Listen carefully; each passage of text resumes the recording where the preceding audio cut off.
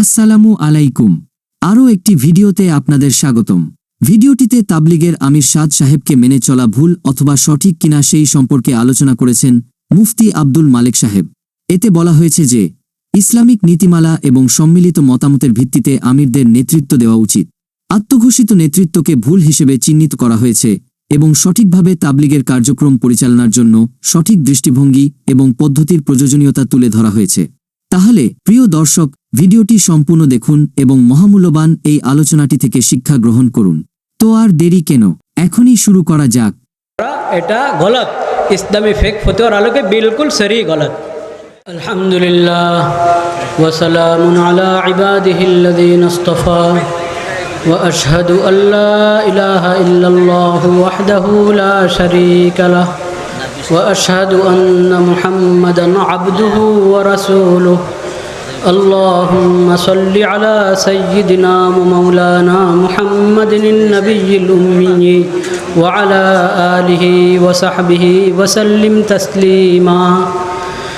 রব্বি ইশরাহ লি সাদরি ওয়া ইয়াসসির লি আমরি ওয়াহলুল উকদাতাম মিন লিসানি। রব্বি ইশরাহ লি সাদরি ওয়া ইয়াসসির লি আমরি ওয়াহলুল উকদাতাম মিন লিসানি। রব্বি ইশরাহ লি সাদরি ওয়া ইয়াসসির লি আমরি ওয়াহলুল উকদাতাম মিন লিসানি। সময় অনেক মুখতাসার, আকাবির উলামায়ে হাদারাত আমাদের মুরব্বিরা আছেন। যেহেতু হুকুম হয়েছে অতি সংক্ষেপে দুটি কথা আরজ করার চেষ্টা করব, আল্লাহ সহি বলার তৌফিক নসিব করেন। প্রথম কথা হলো, ইদানিং শোনা যায় অনেক ভাই দেখা যান নিজেরা খুব গীবত শিকায়াত করতে থাকেন, গালমন্দ করতে থাকেন, কিন্তু উল্টা উলামায়ে কেরামের উপর আপত্তি করেন যে ওনারা গীবত করে। এটা বুঝতে হবে গীবত কাকে বলে। কোনো আলেম, কোনো মুফতি দ্বীনি দায়িত্ব পালনের জন্য, শরঈ হুকুম বলার জন্য কারো ত্রুটি যদি উঠিয়ে ধরেন, উপস্থাপন করেন, এটাকে গীবত বলে না। এটা শরঈ দায়িত্ব, এটাকে বলে নসিহা। একটা শব্দ হলো গীবাহ, আল গীবাতু, আর একটা হলো আন নসিহাতু। তা আমাদের আকাবের ওলামায়ে কেরাম ওনারা আন নসিহা, উম্মতের খায়ের খাহির দায়িত্ব পালন করছেন। এটাকে গীবতের নাম দেওয়া নাজায়েজ।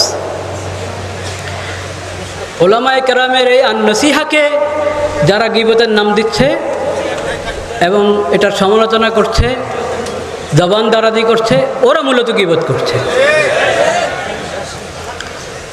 দ্বিতীয় কথা, অনেক কথা, কিন্তু সব কথা তো আর একসাথে বলা যাবে না।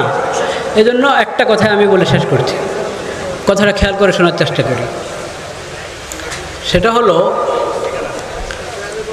আজকাল একটা কথা খুব বলা হচ্ছে, সেটা হলো কি, যে মৌলানা সাদ সাহেব হাফিজাহুল্লাহ উনি আমির এবং আমিরের এতাআত জরুরি। কথা খেয়াল করেছেন? শোনেন নাই কথা? এই বিষয়টা বুঝতে হবে যে আমির কিভাবে হয়, আমির নির্ধারিত কিভাবে হয়।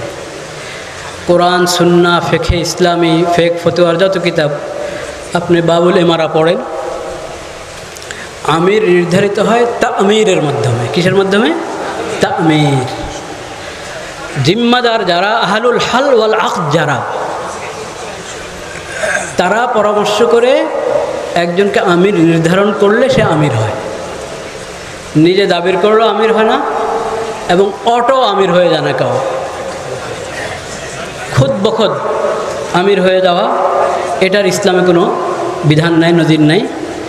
নিজের ঘোষণার মাধ্যমে আমির হয়ে যাওয়া, এটার ইসলামে কোনো নজির নেই, কোনো বিধান নেই। আছে তামির। আবু দাউদ শরীফ এবং হাদিসের বিভিন্ন কিতাবে হাদিস আছে, সফরে কয়েকজন যাচ্ছে, রাসূল করিম সাল্লাল্লাহু আলাইহি ওয়াসাল্লাম বলেছেন ফালিউ আমির, তোমরা যারা মুসাফির সফরে যাচ্ছে তারা যারা একজনকে আমির বানিয়ে নেয়। এই তামিরের মাধ্যমে, আমির বানানোর মাধ্যমে কি হয়? আমির হয়। হযরত মাওলানা এনামুল হাসান রহমতুল্লাহর ইন্তেকালের পর ফয়সালের সূরা চলছিল, এটা সবাই জানে, স্বীকৃত কথা, এটা তিনি কারও কোনো ইখতিলাফ নেই, এই পক্ষ ওই পক্ষ সবাই কথা জানে। ফয়সালের একজনের ইন্তেকাল হলো, দুজনের ইন্তেকাল হলো, অন্য অন্য ফয়সালদের সদস্যদের যখন ইন্তেকাল হয়ে গেলো, একজন মাত্র আছেন বাকি, মৌলানা সাদ সাহেব। এখন মশালা বানানো হয়েছে নতুন, যে কয়েকজন ফয়সাল থাকলে সবাই ইন্তেকাল করে গেলে যিনি জিন্দা আছেন উনি অটো আমির হয়ে যায়। এটা বেদাতি মশালা, এটা স্পষ্ট বুঝেন ভালো, মানে রাজটা বুঝতে হবে, গোড়ার বিষয়টা, এটা বেদাতি মশালা। আরেক নতুন মশালা কা বানিয়েছে যে এতদিন যারা ফয়সালের শুরুর মধ্যে ছিলেন সবাই আমির ছিলেন, একসাথে দুজন আমির ইসলামে আসে, তো ওটাও এক বেদাতি মশালা যে এরা সবাই আমির ছিলেন। আরেকবার বলে যে না, আমির ছিলেন না, কিন্তু ওনারা অন্য সদস্যরা ইন্তেকালের পর যিনি এখন হায়াতে আছেন উনি অটো আমির হয়ে গেছেন, এটাও বেদাতি মশালা। এখন শুরু হলো কি, তা আমির পাওয়া যাবে, আহলুল হক আমির বানাবে, মশওয়ারা করে আমির বানাক বা এমারতের বয়াত গ্রহণ করো, এই দুটার কোনোটাই ঘটে নেই। এই দুটার জুবাইরুল হাসান সাহেব রহমতুল্লাহ ইন্তেকালের পর এই দুটার কোনোটা ঘটে নাই। আহলুল হক বসে মশওয়ারা করে আমির তয় করেছেন সাদ সাহেবকে, এরকম কোনো ঘটনা ঘটে না, এটা ওনাদের দাবিও না, এরকম ওনারা দাবি করেন না আমার জানা মতে। এবং বয়াতও পাওয়া যায় না আহলুল হকদের পক্ষ থেকে, বয়াত পাওয়া গেছে হলো আওয়ামের বয়াত, বিশাল ইজতেমার মধ্যে বয়াত নিয়ে নিয়েছে, কোনো মশওয়ারা ছাড়া কিছু ছাড়া। এরকম বয়াত এটা পীর সাহেব মুরিদদের থেকে নিতে পারে, এরকম বয়াতের মাধ্যমে কেউ পীর হতে পারে, আমির হতে পারে না। আওয়ামের বয়াত দিয়ে আমির হয় না, আমির হবে আহলুল হকদের তা আমিরের মাধ্যমে বা তাদের এমারতের বয়াতের মাধ্যমে। এই দুটার কোনোটাই যেহেতু পাওয়া যায় নাই, সেজন্য হযরত মৌলানা সাদ সাহেবকে দাওয়াত তবলিগের আলমী আমিরের দাবি করা এটা গলত, ইসলামী ফেক ফতোয়ার আলোকে বিলকুল সরি গলত। যখন গলত, আমির হওয়াই গলত, তো এখন এতাআতের প্রশ্ন আসবে কোত্থেকে?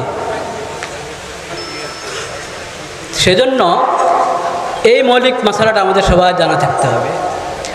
আর মার্কাজ, যে মার্কাজ নিজামুদ্দিনের এতাআত, এখানে এই কথাটা বুঝতে হবে যে শরীয়ত কখনো কোনো জায়গাকে, এটা খেয়াল করুন, জায়গার সম্মান আছে শরীয়তে, মুকদ্দাস মাকামাত আছে, কিন্তু কোনো মাকামকে শরীয়ত মুতা বানায় নাই কোথাও।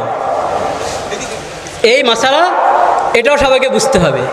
সেজন্য মৌলানা সাদ সাহেব হাফিজাহুল্লাহর উনি কাজের ক্ষেত্রে যেমন আগের 3 আকাবেরের তরিকা থেকে সরেছেন, তেমন বিভিন্ন ফিকরি সুজুজ এর শিকার হয়েছেন, তেমন অনেক বিষয় আহলে সুন্নাত ওয়াল জামাতের জুমহুরের মুত্তাফাকা মাসলাক এবং মাযহাবের খেলাফ করেছেন। এসব যখন পাওয়া যাচ্ছে সে জায়গায় এখন এই কথা উঠানো, এইসব বিষয় থাকলে তো এমনি এতাআত জায়েজ নেই, এমনিই তো এতাআত কি নেই, জায়েজ নেই। সে জায়গায় গলত মাসালা আবিষ্কার করে ইমারতের দাবি করা আর বলা যে এতাআত করতে থাকো, মাসালা যেখানে যাক যাক, নাউযুবিল্লাহি মিন যালিক, এটা একবারে গলত তরিকা। এই কাজ দ্বীনের কাজ, ইমানের কাজ, কাজে দ্বীনি আহকামের তাবে থাকতে হবে সবাইকে। দ্বীনি আহকামের খেলাফ করে ব্যক্তির জন্য আসাবিয়ত, এটা ইসলামের শিক্ষার একবারই খেলাফ। আল্লাহ তাআলা আমাদেরকে আসাবিয়ত থেকে রক্ষা করেন, হেফাজত করেন। ওয়া আখিরু দাওয়ানা আলহামদুলিল্লাহ।